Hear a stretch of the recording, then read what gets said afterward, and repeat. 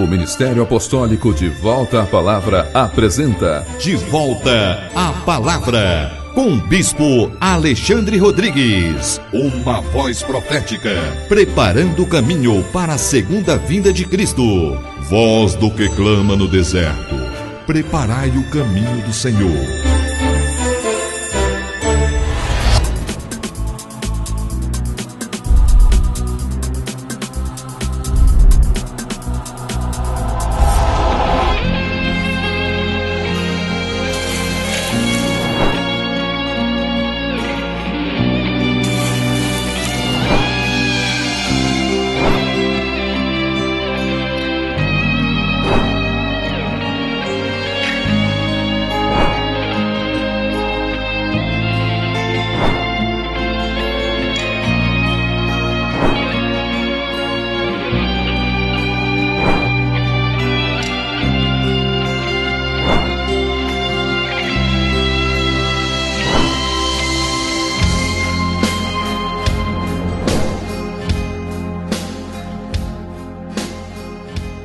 Bom dia! Toda honra e toda glória sejam dadas ao nosso Senhor e Salvador Jesus Cristo, ao Senhor da Igreja e a todos vocês que estão em casa, graça e paz vos sejam multiplicadas. Este é o programa De Volta à Palavra, um programa do Ministério Apostólico De Volta à Palavra, um ministério que tem o compromisso de ministrar a Palavra de Deus de acordo com uma visão bíblica, de acordo com a visão que nos foi legada pelos 27 livros do Novo Testamento, ali os Evangelhos de Jesus Cristo, Atos dos Apóstolos, as Epístolas e também o livro do Apocalipse. É um ministério que está empenhado em ter comunhão com o corpo de Cristo, com o fim de, ao ministrar as verdades bíblicas, possamos nós então conhecer melhor ao Senhor e assim nos preparar para aquele grande dia da sua segunda vinda. E então, para estreitar a nossa comunhão, nós oferecemos a vocês a nossa comunhão nas nossas reuniões ministeriais. Nossa sede aqui em Taguatinga, na QI 4, lote 23, setor de indústria de Taguatinga, agora um novo local de reuniões, mais amplo, mais confortável, para que possamos assim ter a rica comunhão na palavra de Deus. Podemos assim nos reunir para adorar o Senhor com canções espirituais que declaram o seu nome e que declaram a sua obra. Todos os domingos, às 18 horas, nós nos reunimos para uma grande reunião em nome de Jesus Cristo. Você e a sua família são os nossos convidados especiais para que estejam conosco todos os domingos aqui em Taguatinga, às 18 horas, para juntos recebermos da parte do Senhor. Temos também em Planaltina, aqui no Distrito Federal, também uma extensão ministerial, onde ali o pastor Fernando Rodrigues, todos os domingos, às 19 horas, também está ali ministrando a rica palavra de Deus. Portanto, vocês, irmãos de Sobradinho, irmãos aí do Colorado, irmãos de Planaltina, das imediações, estejam conosco, participando ali com o pastor Fernando, sendo ministrados, sendo edificados e juntos aguardando a segunda vinda de Cristo.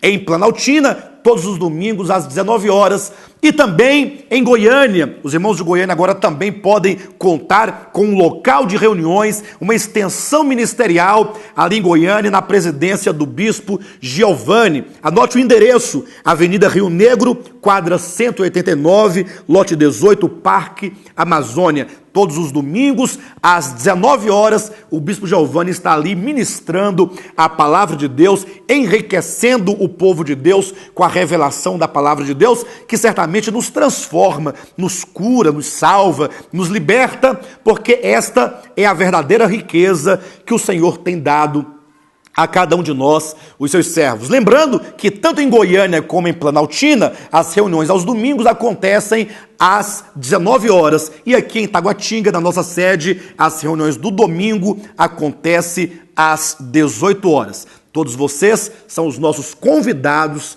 especiais. Nós queremos, neste momento, convidar os irmãos a pegarem suas Bíblias e então a nos acompanhar em mais uma ministração da Palavra de Deus, aqui em Apocalipse, capítulo 3, a partir do versículo 16 em diante. Aqui nós estamos já há algum tempo ministrando esta série de mensagens, essas 7 cartas da Ásia Menor, capítulos 2 e 3 do Apocalipse, Éfeso, Esmirna, Pérgamo, Tiatira, Sardes, Filadélfia, Laodiceia, lembrando que são cartas proféticas. Essas 7 cartas juntas retratam toda a história da igreja. Cada uma dessas cartas, numa ordem cronológica, apresenta então períodos da história da igreja. Éfeso, a primeira igreja no final do primeiro século, e então Laodiceia, a carta de que estamos tratando nesses últimos dias, certamente a última carta, e então o último período da igreja, a igreja do século 19, 20 e 21, e portanto uma carta que traz para nós, a igreja do século 21, a igreja do tempo presente, uma severa advertência da parte do Senhor Jesus. Cristo, como sendo aquele que anda entre os candelabros de ouro, ou seja, aquele que acompanha a sua igreja, aquele que nunca abandonou a sua igreja, aquele que tem um olhar como chamas de fogo e, portanto, ele não se limita a olhar a igreja na sua superficialidade, nos seus programas, nos seus congressos, nos seus entretenimentos. Antes, é o Cristo cujo olhar, como chamas de fogo, penetra no mais íntimo da sua igreja. Aquele olhar que penetra o coração da igreja. No caso, quando eu falo de igreja, estou me referindo àqueles que compõem a igreja, aqueles que são chamados, aqueles que são redimidos, que foram comprados pelo precioso sangue de Cristo, para pertencerem a Jesus Cristo, aqueles que foram então santificados, que foram regenerados, aqueles que são verdadeiramente a igreja mística de Cristo, o corpo místico de Cristo, aqueles que aguardam pela segunda vinda. Cristo, ele olha para a igreja não dos aspectos exteriores. Eu digo isso porque os homens estão acostumados a julgarem o sucesso da igreja por aquilo que ela realiza. Então eles dizem que se a igreja é uma igreja que cresce em número, se é uma igreja que cresce financeiramente, que compra prédios, que compra rede de televisão, que compra rádio, que compra isso, aquilo, outro, uma igreja que tem sucesso material, segundo uma visão empresarial, então os homens pensam que nisto consiste a bênção de Deus, e certamente a igreja desse tempo seria, em hipótese, uma igreja abençoada por Deus. Mas veja que Cristo não é aquele que olha segundo os homens, que olha segundo os padrões dos homens, mas ele tem o olhar de fogo, de chamas de fogo, porque ele olha o coração, ele olha a alma, ele olha a condição interior da igreja. E, portanto, esses dois lados, o modo como o homem vê e o modo como Jesus vê, é o que está bem claramente dito aqui no capítulo 3, versículo 17, veja que Jesus diz desta igreja, olha o testemunho que Cristo dá a respeito do modo como a igreja deste tempo vê a si mesma. Ele diz, pois dizes, estou rico e abastado e não preciso de coisa alguma. Esta é a maneira como a igreja deste tempo vê a si mesma. Ela se considera uma igreja rica, ela se considera uma igreja abastada, uma igreja que não precisa de coisa alguma. E eu diria que, olhando com esse olhar humano, esse olhar material, esse olhar, na verdade, empresarial, com esse olhar capitalista próprio deste século, sim, esta igreja do nosso século é uma igreja rica e uma igreja abastada. Ninguém duvida do crescimento numérico da igreja do tempo presente. Ninguém duvida do crescimento material da igreja dos nossos dias.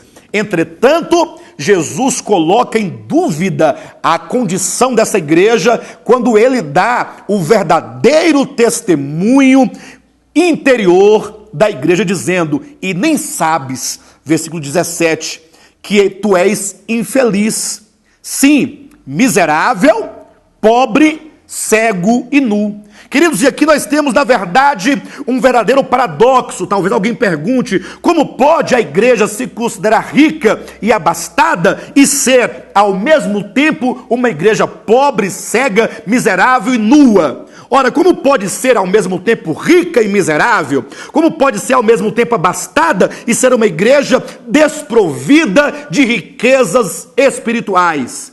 Isso nós devemos olhar à luz da palavra de Deus, que a igreja, ela tem, por um lado, certamente uma grande prosperidade segundo o mundo, porque a igreja, desde que ela se associou ao mundo, desde que ela se associou à política, desde que ela se associou à correnteza deste mundo, que ela tem feito alianças com este mundo, que tem feito do dinheiro o seu porto seguro, que tem feito do dinheiro a sua força, que tem feito das riquezas materiais a sua segurança. Ora, ela se tornou sim uma igreja próspera, uma igreja humanamente falando rica. Entretanto, isso fez com que a igreja perdesse os verdadeiros valores.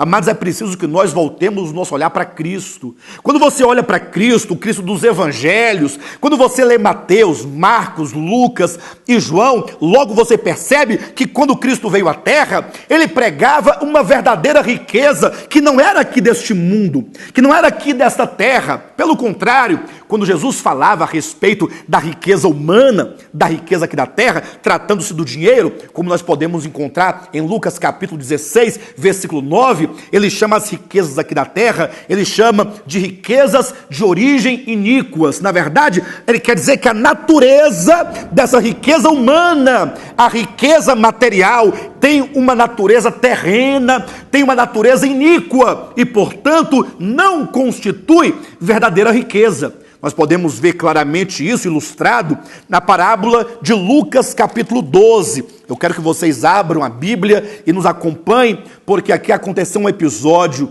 que certamente vem elucidar a dúvida de muitas pessoas diante do evangelho da prosperidade.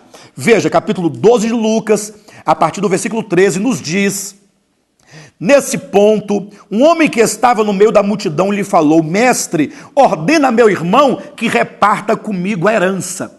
Veja que nós estamos aqui diante de um episódio em que pessoas procuram a Cristo para resolver problemas de ordem judicial. Como hoje em dia nós temos visto muito nas igrejas evangélicas, a propagação de campanhas para que Deus venha intervir e resolver os problemas judiciais das pessoas. É um caso semelhante.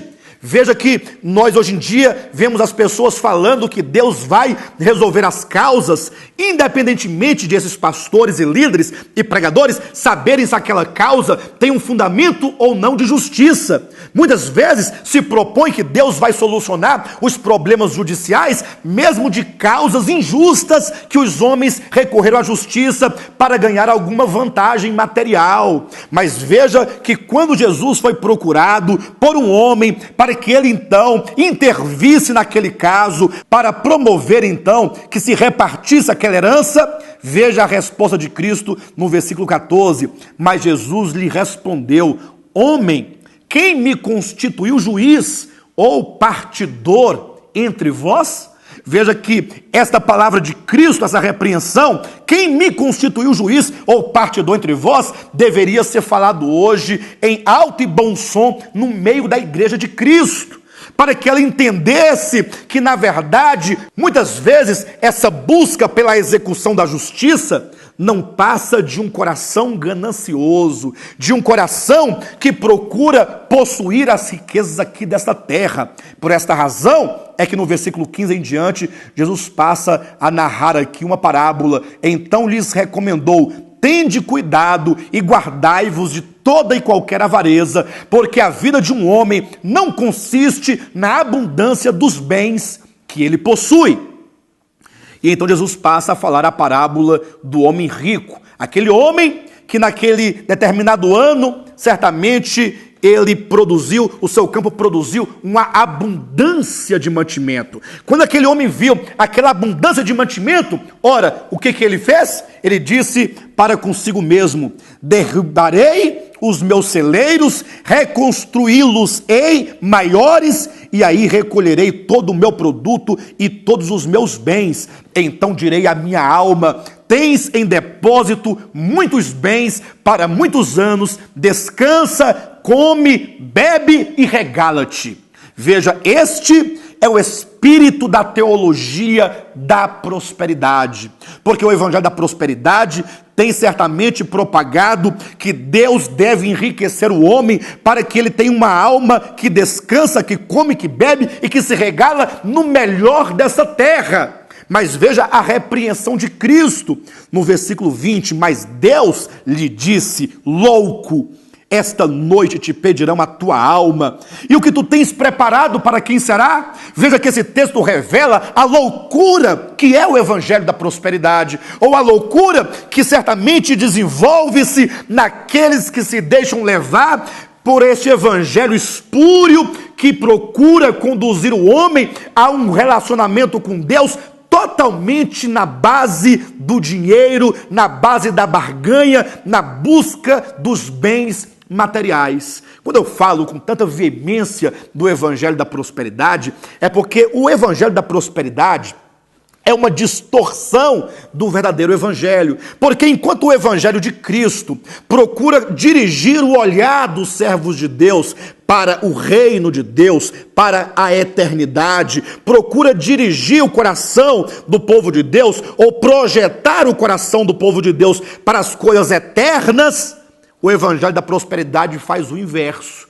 Em nome de Deus, usando textos descontextualizados da Bíblia, vai cada vez mais fazendo com que o coração dos servos de Deus lancem raízes neste mundo em busca de suas riquezas materiais. É por isso que lá no livro de Apocalipse, no capítulo 3, na carta à igreja em Laodiceia, Jesus aconselha a esta igreja dizendo, aconselho-te que de mim compres ouro refinado pelo fogo. Ou seja, este ouro que Jesus diz que a igreja precisa comprar dele, não é o ouro do homem, porque este ouro do homem, a igreja de Laodiceia possuía, e a igreja de Laodiceia possui, que são as riquezas humanas. Mas esse ouro, que deve ser comprado de Cristo, e não em qualquer outro lugar, faz referência à verdadeira riqueza que é eterna e que é espiritual. Por isso aqui na parábola que Cristo conta aqui em Lucas capítulo 12, a parábola do homem rico, ele conclui dizendo no versículo 21, assim é o que entesoura para si mesmo e não é rico para com Deus. Ou seja, a igreja do tempo presente é uma igreja rica para consigo mesma. Os homens crentes e propagadores do evangelho da prosperidade, eles podem até mesmo ser ricos para consigo mesmos. Entretanto, eu pergunto, será que a igreja do tempo presente possui a verdadeira riqueza que é eterna e espiritual? Bem, só quem pode responder isso é o próprio Jesus, que no capítulo 3 de Apocalipse, versículo 17, diz que esta é uma igreja infeliz, miserável, pobre, cega e nua. A despeito do que você, caro telespectador, acha, ou do que eu considero, Jesus dá o testemunho daquele que enxerga a verdade no íntimo e no profundo. Se Jesus disse que a igreja atual é uma igreja pobre, uma igreja miserável, então ela é, a despeito de quanta riqueza humana ela possui. E eu pergunto, o que é mais precioso para Deus? As riquezas temporais ou as riquezas eternas? Lembram-se, portanto, dos evangelhos, tudo que Jesus Cristo nos disse, que devemos nós procurar e buscar em primeiro lugar o reino de Deus e a sua justiça, porque é isso o que vale. Então veja que Jesus repreende esta igreja, esta mensagem, portanto, tem o intuito de apelar ao coração, de rogar aos corações dos verdadeiros filhos de Deus. Você que assiste a este programa nesta manhã, se você é sincero, se você é verdadeiro, você então tem que ouvir o conselho de Cristo. Você deve comprar, você deve adquirir, como é disse, buscar e achareis, batei e abre-se-vos-á. Ou seja, deve haver uma atitude atitude, um procedimento do verdadeiro povo de Deus, como quem busca da parte de Deus, pelo Espírito Santo, na sua palavra, as riquezas espirituais, que fala certamente de uma alma que está num constante processo de santificação, um constante processo de salvação, um constante processo de transformação, porque no dia que Cristo voltar, quando se estabelecer o tribunal de Cristo, veja, as riquezas da terra, nenhuma delas ou nada aqui da terra poderá ser levado em conta no dia do tribunal de Cristo. Pelo contrário, toda essa terra e tudo que nela existe será desfeita ou serão desfeitos pelo juízo de Deus, porque este é um reino abalável, um reino que será destruído, mas somente aquilo que é eterno, somente aquilo que foi forjado pelo Espírito Santo no coração, na alma, somente aquilo que foi trabalhado, a riqueza da transformação, da santificação, é que naquele dia do tribunal de Cristo será levado em conta, quando Jesus julgar as intenções do coração, quando Jesus julgar as obras da igreja, não as obras de madeira, feno e palha, essa não tem nenhum valor, são as coisas externas e humanas que o homem é capaz de si mesmo de realizar, mas ele quer saber das obras espirituais de ouro, de prata e de pedras preciosas, que são obras feitas em Deus, são obras feitas por Deus, é a obra que o Espírito Santo forjou no calor da vida cristã, nessa vida intensa de servir ao Senhor, de lutar contra o mundo, de lutar contra a carne, de lutar contra os demônios, de lutar contra o pecado. O Espírito Santo vai trabalhando intensamente na alma, vai conformando o crente à imagem plena de Jesus Cristo. E esta riqueza é o que vale de fato para Deus e é o que vai prevalecer no dia do seu tribunal. É por isso que Jesus continua ainda aconselhando a esta igreja que não somente compre esse ouro refinado pelo fogo, que é a verdadeira riqueza, mas também que ela adquira vestiduras brancas para te vestires. A vestidura branca, na verdade, é o resultado final de todo o viver da igreja, é o resultado final da busca da igreja, a busca pela santificação, a busca por uma vida de justiça, a busca por uma vida no Espírito, uma vida vivida no Espírito, pelo Espírito, uma vida vivida de acordo com os planos e propósitos de Deus. Então, o resultado desse viver, o resultado desta busca será, na verdade, vestiduras brancas, vestiduras que representam justiça, branca que representa aprovação, vestiduras de justiça que certamente tornam a igreja aprovada, que tornam o crente aprovado diante de Cristo, para que não seja manifesta a vergonha da tua nudez. O homem em si mesmo e de si mesmo, ele é pecador e está numa posição de pecado. É por isso que a nudez, em Gênesis capítulo 3, versículo 7, representa a condição caída do homem. Mas agora é dito que para o homem resolver esse problema da queda, esse problema do pecado, esse problema dos pecados em que ele vive, então somente em Cristo, por meio de Cristo, mediante o Evangelho, o trabalhar de Deus, é que ele chegará a possuir da parte do próprio Deus essas vestes de justiça que cobre a sua nudez e essa brancura dessa veste que o faz um homem ou uma mulher, um crente aprovado diante de Deus. E eu te pergunto, você deseja ser aprovado por Jesus Cristo no dia do seu tribunal? Não se esqueça que em 2 Coríntios, capítulo 5, versículo 10, diz que todos nós, os crentes, haveremos de comparecer perante o tribunal de Cristo para que cada um receba segundo o bem ou o mal que tiver feito por meio do corpo. E é certo que para que alguém então possa buscar comprar este ouro e obter essas vestiduras brancas, ele precisará ver. ele precisará enxergar. Talvez, mesmo com tantas evidências bíblicas e evidências da experiência que estamos aqui apresentando, talvez muitos dos que estão assistindo a este programa nesta manhã não possam ver. E porque não podem ver, ficam furiosos. Porque não podem ver, ficam com raiva. Porque não podem enxergar, desligam o televisor, falam mal, criticam. Mas somente aqueles que podem enxergar, além das aparências, aquele que olha para a Escritura e os seus olhos, portanto, estão abertos, podem enxergar que Deus tem um supremo propósito que é eterno, que não pode ser confundido com o sucesso dos homens aqui nesta terra. E, portanto, Jesus então nos diz que também é necessário que nós adquiramos ou compramos colírio para ungires os olhos, a fim de que vejamos. Ou seja, a igreja dos dias atuais é uma igreja que está cega, ela não pode enxergar a sua verdadeira condição, ela não pode enxergar a verdadeira riqueza. Queridos, isto é uma denúncia muito séria.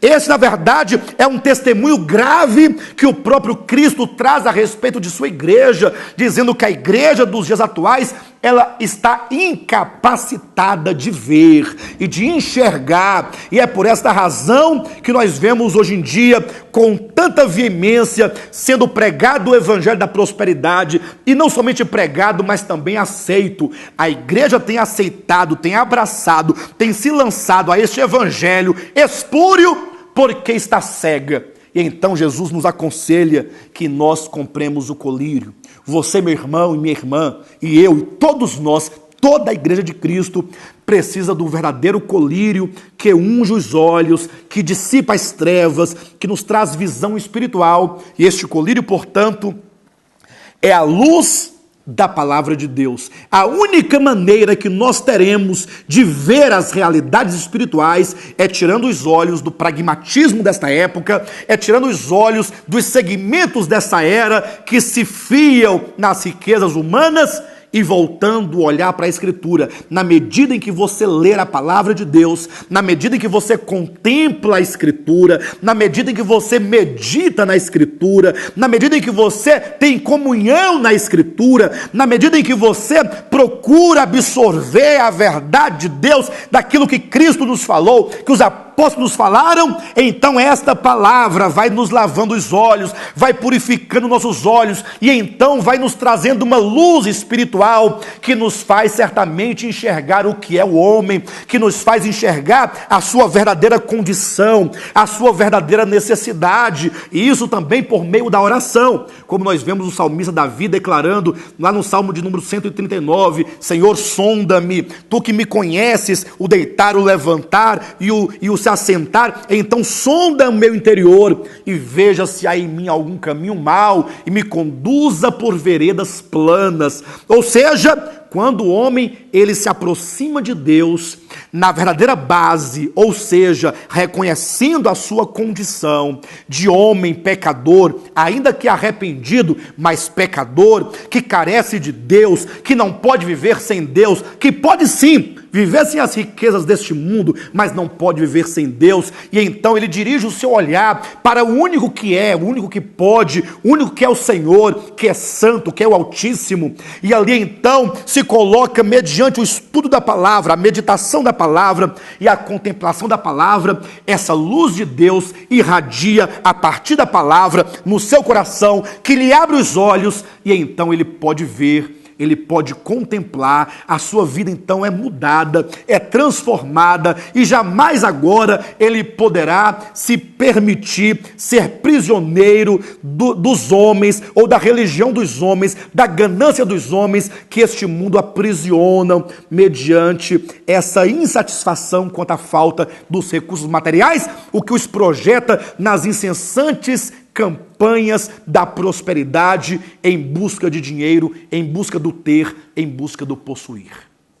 Jesus, portanto, aconselha a você e aconselha a mim que nós venhamos obter a verdadeira riqueza, a verdadeira justiça e aprovação, e então este colírio da palavra que nos lava, que nos purifica os olhos e nos permite ver as coisas que verdadeiramente valem a pena, ver a essência, ver a verdade, e essas são eternas, Por isso que este mundo despreza essas riquezas, porque certamente eles não podem ver, porque eles só podem ver de fato aquilo que seus olhos humanos, carnais e materiais enxergam. Mas quanto aos filhos de Deus, está disponível esta verdade e que hoje mesmo possamos nós entrar nesta busca dessas verdadeiras riquezas, da verdadeira justiça e dessa palavra de Deus que nos restaura a visão. Vocês poderão ter comunhão conosco, estreitando esses laços e essa comunhão na visão em uma de nossas reuniões,